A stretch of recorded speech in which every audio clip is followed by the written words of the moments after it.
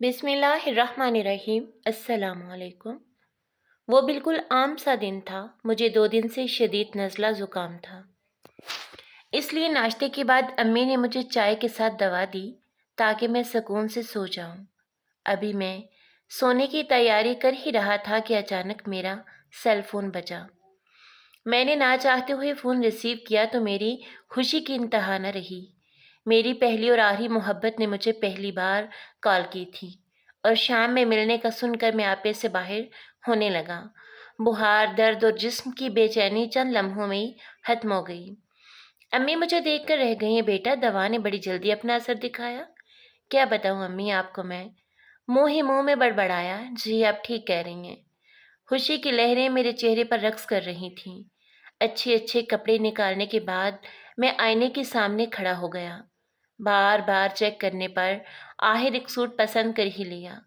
अब जूते पहनकर चंद लम्हों में ही तैयार था, जबकि 5 बजने में अभी 2 घंटे बाकी थे। वक्त मेरे लिए जैसे रुक गया हो, घड़ी की सुइयां सुस्त पड़ गई हूँ, ऐसा महसूस हो रहा था। ये मेरी जिंदगी की सबसे हसीन शाम है, जिसकी मैंने बरसों पहले ख्वाहिश की थी। वो घड़ी आ ही गई थी। मैं मुकर्ररा वक्त पर होटल पहुंचा। वहाँ अलीशा पहले से मौजूद थी। मुझे ये एहसास सरशार कर गया कि वो मुझसे ज़्यादा मिलने को बेताब थी, तभी तो मुझसे पहले होटल पहुंच गई। कैसी हो? मैंने उसके मुस्कुराते चेहरे पर नज़रें जमा कर पूछा। मैं ठीक हूँ और तुमसे बहुत ज़रूरी बात करने यहाँ बुलाया है। ये कहते हुए उसके चेहरे पर मैंने गैर मामूली संजीदगी महसूस की। सुनो काशान, मैं अम्मी के साथ लंदन जा रही हूँ। अब्बू ने हमारे वीज़े भेज दिए हैं।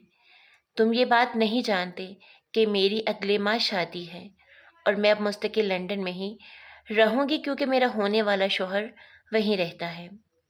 इतना कहकर वो चुप हो गई। अलीशा के ये अल्फाज सुनते ही सारा जहां मुझे घूमता हुआ महसूस होने लगा। बड़ी मुश्किल से खुद पर काबू पाकर मैं फिर से उसकी गुफ्तगू सुनने लगा। मैं तुम्हारे जज्बात और एहसास की कदर करती हूँ। मैं इस बात से आशना हूँ तुम मेरे मुखलिस दोस्त हो और वाकई मुझसे सच्ची मोहब्बत करते हो और अपनाना चाहते हो।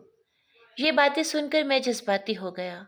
किस कदर मैं तुम्हें चाहता हूँ अलीशा, और तुम्हें पाने के लिए कितनी मन्नतें मांगी थी मैं तो ये सोच के तुमसे मिलने आया था कि मेरी मुरादों से मांगी हुई दुआ पूरी हो गई है और तुम मुझसे मिलने आई हो। मैं नहीं जानता था ये तुम्हारा मिलना मुझे हमेशा के लिए दूर कर देगा। काश मैं इतने ख्वाब देखकर तुमसे मिलने ना आता। काश तुम मुझे ना बुलाती। मैं तुम्हारी यादों के सहारे तुमसे मिलने की ख्वाहिश में अपनी ज़िंदगी के बाकी दिन गुजार देता। कभी तो मेरी दुआएं रंग लाएंगी और कभी तो तुम्हें रब से मांग कर पा लूँगा। इतना अरसा मुझसे दूर रही, आज भी मिलने ना आती तो मेरी ज़िंदगी इसी तरह तुम्हारा इंतज़ार करते करते बीत जाती। एक ही सांस में बोले जा रहे हो। मुझे तुमसे कुछ और भी कहना है अलीशा, मुझे अब कुछ नहीं सुनना। ये कहते हुए मैं उठ खड़ा हुआ। अलीशा ने अपने नर्म और नाजुक हाथों से पकड़कर मुझे बिठाया तो मजबूरन बैठ गया। जितना तुम मुझे चाहते हो ना, इतना ही मैं साथ को पसंद करती हूँ। मेरी खुशी में तुम अपनी ख्वाहिश कुर्बान कर सकते हो, इतना तो मुझे तुम्हारी मोहब्बत पर भरोसा है और मैं जानती हूँ तुम अपनी मोहब्बत का मान रखोगे जो मुझसे की है। जिंदगी के किसी मोड़ पर अगर मैं मिल जाऊं, मुझसे अजनबी बन के मिलना।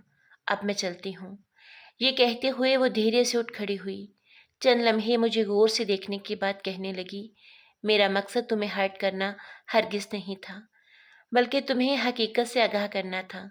हो सके तो मुझे माफ़ कर देना और मेरे अच्छे मुस्तकबिल की दुआ करना। अल्लाह हाफिज़। ये कहते हुए अलीशा तो चली गई, पर मैं कितनी देर बैठा उसी राह को तकता रहा जिससे गुजर कर जाने वो कब की जा चुकी थी। बोझल कदमों के साथ घर लौटा तो आंखों में नमी देखकर अम्मी परेशान हो गई। तो उनके बेहद इसरार पर उन्हें बताया कि एक दोस्त मुझसे हमेशा के लिए बिछड़ गया है। प्लीज़ मुझसे मज़ीद कोई सवाल न करें। ये कहकर मैं सहन में पड़ी कुर्सी पर ढह सा गया। अम्मी के बार बार बुलाने पर भी अंदर ना आया। मेरे अंदर तो जैसे आग लगी हुई थी। माथे पर पसीने की बूंदें साफ आया थी। ये सब देखकर अम्मी बहुत परेशान हो गईं। पसीना, और वो भी दिसंबर में। मैं मिट्टी का पुतला बना बैठा रहा, जो ना तो कुछ सुन रहा था ना बोल सकता था। मैं अंदर से टूट सा गया था। मेरे हवास मेरा साथ नहीं दे रहे थे। जिसे मैं एक हसीन शाम समझ रहा था, वो मेरे लिए कभी ना भुलाने वाली दर्दनाक शाम हो गई। कितनी आसानी से उसने मेरी मोहब्बत को अपने पांव तले रोंद डाला था। उसने अपनी ज़िंदगी में किसी और को शामिल करके मेरी ज़िंदगी को हमेशा के लिए तारीक कर दिया था। यही सोचकर मैं सारी रात तड़पता रहा। होश मुझे उस वक्त आया जब मेरी आंख हॉस्पिटल के कमरे में खुली। उसकी जुदाई ने मुझे इस कदर निढाल कर दिया, सदमे से मैं बेहोश हो गया।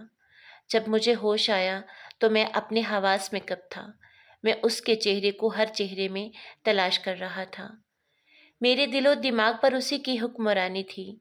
मेरे लबों पर हमेशा ये दुआ रहती है कि अलीशा की आने वाली ज़िंदगी खुशियों की सेज पर गुजरे, उसके दामन में ज़िंदगी की सब आसाइशें हों।